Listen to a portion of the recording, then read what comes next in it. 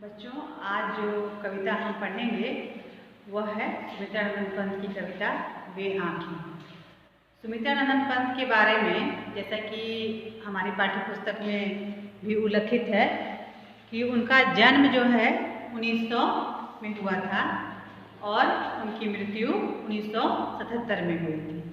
सुमित्रानंद पंत छायावादी कविता के प्रवर्तक थे। छायावादी कविता यानी कि हिंदी कविता में वैसी कविता जो कि प्रकृति को मुख्य आधार बना करके लिखी गई थी। किंतु आज जो कविता यहाँ हम पढ़ने जा रहे हैं वह कविता पंत जी की उन कविताओं में से है जिसे कि हम प्रगतिवादी कविता कह सकते हैं। प्रगतिवादी कविता कहने का जैसा कि आपको इसके अर्थ से ही स्पष्ट हो रहा है कि प्रगतिवादी कविता यानी कि ऐसी कविताएं जिसमें कि समाज की समस्याओं के बारे में लिखा गया है। और यह कविता वे आँखें समाज में जो किसान वर्ग है उसकी समस्याओं को सामने लाता है। हमारा जो भारत देश है वो एक कृषि प्रधान देश है और इस कृषि प्रधान देश में जो उसकी जान है वो है किसान। लेकिन वो किसान किन किन समस्याओं से जूझता आ रहा है इस बात का बहुत ही सुंदर चित्रण यहाँ पर पंत जी ने किया है। तो जो सबसे महत्वपूर्ण बात इस कविता के बारे में है वो ये है कि यह कविता एक प्रगतिवादी कविता है। प्रगतिवादी कविता है।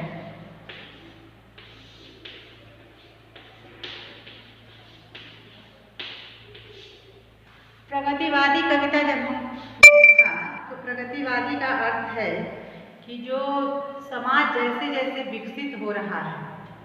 और यह कविता जिस दौर में लिखी गई थी वह दौर था आज़ादी के बाद। जब भारत स्वतंत्र हुआ तो हमारी बहुत सारी अपेक्षाएं आज़ादी को लेकर के थी और क्या वो सारी अपेक्षाएं पूरी हो पाई? क्या भारत का किसान उस अर्थ में उस संभावना के साथ उसके जीवन का जो विकास है वो हो पाया? क्या जो शोषण व्यवस्था लंबे समय से चली आ रही थी उसको उससे मुक्ति मिली? इन सब बातों को पंत जी ने इस कविता का केंद्र बिंदु बनाया है और इसका शीर्षक रखा है वे आँखें। बच्चों, आँखें जो हैं वो हमारे शरीर का सबसे संवेदनशील हिस्सा है। हम जब किसी भी परिस्थिति से गुजरते हैं, किसी भी परिस्थिति से दो चार होते हैं तो हमारी आँखें ही जो होती हैं जो उसकी गवाही होती है, उसका साक्ष्य होती हैं। आँखों में जब हम खुश होते हैं तो आंसू आ जाते हैं, जब हम दुखी होते हैं तो भी आंसू आ जाते हैं, लेकिन दोनों आंसुओं में फर्क होता है। तो यहाँ पर जो आँखें हैं वो किसान की आँखें हैं और उन आँखों की किस तरह से कवि ने हमारे सामने उनका एक चित्र खींचा है। पहले हम कविता की शुरू की कुछ पंक्तियों का पाठ करेंगे, उसके बाद हम इस कविता को पढ़ेंगे। अंधकार की गुहा सरीखी उन आँखों से डरता है मन, भरा दूर तक उनमें दारुण दैन्य दुख का नीरव रोदन। वह से स्वाधीन किसान रहा अभिमान भरा आँखों में इसका, छोड़ उसे मझधार आज संसार कर कगार सदृश वह खिसका। लहराते हुए खेत दृगों में हुआ बेदखल वह अब जिनसे, हंसती थी उसके जीवन की हरियाली जिनके टिमटिम से। तो ये कविता की प्रारंभ की हमारे 3 जो इसके अनुच्छेद हैं, इसकी जो उसमें सबसे पहले जो हमारे सामने 4 पंक्तियाँ जो प्रस्तुत करता है उनमें देखो कैसी विडंबना कवि प्रस्तुत करता है। अंधकार की गुहा सरीखी उन आँखों से डरता है मन। गुहा का अर्थ होता है गुफा। तो जैसे कि गुफा में हम जाते हैं, गुफा में अंधकार ही अंधकार होता है, ऐसे ही कवि कहता है कि जब मैं उन आँखों को देखता हूँ तो उनसे मेरा मन डर जाता है, क्योंकि उन आँखों में सिर्फ अंधकार ही दिखता है। भरा दूर तक उनमें दारुण दैन्य दुख का नीरव रोदन। दूर दूर तक उसमें क्या फैला हुआ है? दैन्यता, गरीबी और दुख का नीरव रोदन।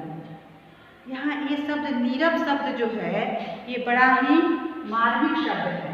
जब हम रोते हैं तो रोने के क्रम में कई बार हमारे मुंह से आवाज़ निकलती है, लेकिन यहाँ कवि कहता है कि वो क्या है, नीरव रोदन है। रोदन कैसा है, वह नीरव रोदन है, यानी कि उस रोदन में आवाज़ नहीं है। वो बेजुबान जिस तरह से कैसे कोई मूक व्यक्ति होता है तो उसके रोने में कोई आवाज़ नहीं होती, ऐसी ही आवाज़ जो है वो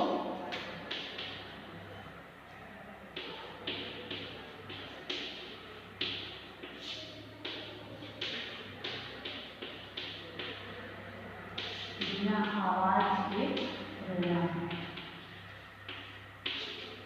कवि कहता है कि उसकी आँखों में दीनता और दुख का नीरव रोदन है। वह स्वाधीन किसान रहा, अभिमान भरा आँखों में इसका। कभी वह स्वाधीन किसान हुआ करता था, इसका अभिमान उसकी आँखों में रहता था। छोड़ उसे मझधार आज, संसार कगार सदृश बह इसका। लेकिन आज उसे मझधार में छोड़ करके उसका जो संसार था वो कगार पर, जैसे कि किनारे पर कोई चीज़ लगी होती है और उसके गिरने की संभावना होती है, उसी प्रकार से उसका सारा जो संसार था वो उजड़ गया और वह जीवन के मझधार में फंस गया। न वो इस पार जा सकता है न वो उस पार जा सकता है। एक जीवन की ऐसी परिस्थिति है जहाँ वो बीचों बीच फंसा हुआ है। लहराते हुए खेत दृगों में हुआ बेदखल वह अब जिनसे, हंसती थी उसके जीवन की हरियाली जिनके तृण तृण से। उसकी आँखों में वो खेत जो हैं अभी भी लहराते हैं। देखो एक जगह आँखों शब्द का प्रयोग किया गया है, लेकिन यहाँ भी आँखों की ही बात है, लेकिन आँखों के लिए यहाँ पर दृग शब्द का प्रयोग किया गया है। आँख का एक समानार्थी क्या है, दृग शब्द भी जो है वो आँख का समानार्थी है। आँख के ऐसे बहुत सारे समानार्थी शब्द हैं, जैसे कि आँख के शब्द है, चक्षु है, दृष्टि, ऐसे बहुत सारे शब्द हमारे सामने हैं और इनका हम अलग अलग परिस्थितियों में प्रयोग करते हैं। तो यहाँ कवि कहता है, लहराते हुए खेत दृगों में हुआ बेदखल वह अब जिनसे, हंसती थी उसके जीवन की हरियाली जिनके तृण तृण से। किसान का जो खेत होता है, किसान के जो खेत होते हैं वो सिर्फ उसके लिए उसके जीविका का साधन ही नहीं होते हैं, उसका मनोबल होता है कि उसके जो खेत में जब फसल जब तैयार होती है तो किसान को ऐसा लगता है जैसे मानो उसकी संतान ही हो, और उसकी एक एक हरियाली से उसके जीवन का तृण तृण जो है वो दिखता था। उसके जीवन के एक एक जो फसल में जो एक एक बालियाँ होती थी, एक एक जो उसमें जो विकास होता था, उससे उसका जीवन सुखमय होता था। आँखों में ही घूमा करता वह उसकी आँखों का तारा, कारकुनों की लाठी से जो गया जवानी में ही मारा। अपने खेतों को याद करता है और फिर उसको याद आता है उसकी आँखों का तारा। आँखों का तारा एक मुहावरा है जिसका अर्थ होता है बहुत प्यारा होना। तो जो उसको बहुत प्यारा था वो कौन था, उसका बेटा, जो कि जवानी में ही मारा गया कारकुनों की लाठी से। कारकुन शब्द का अर्थ क्या है, जो जमींदार के जो लोग होते हैं, जो उनके आगे पीछे करने वाले लोग होते हैं, उन लोगों की लाठी से वह जवानी में ही मारा गया। तो बच्चों ये चार जो हमारे अनुच्छेद अभी तक हम लोगों ने पढ़े, उन चारों में हमारे सामने एक ऐसे किसान का चित्र उभर करके आता है जिसके जीवन में पहले सुख था लेकिन अब क्या है, दुख ही दुख है, और उसकी आँखों में वो सारे दृश्य भूल जाते हैं। तो आज का पाठ यहाँ तक ही। कल हम इस पाठ को आगे पढ़ेंगे और आगे इसके अर्थ को देखेंगे।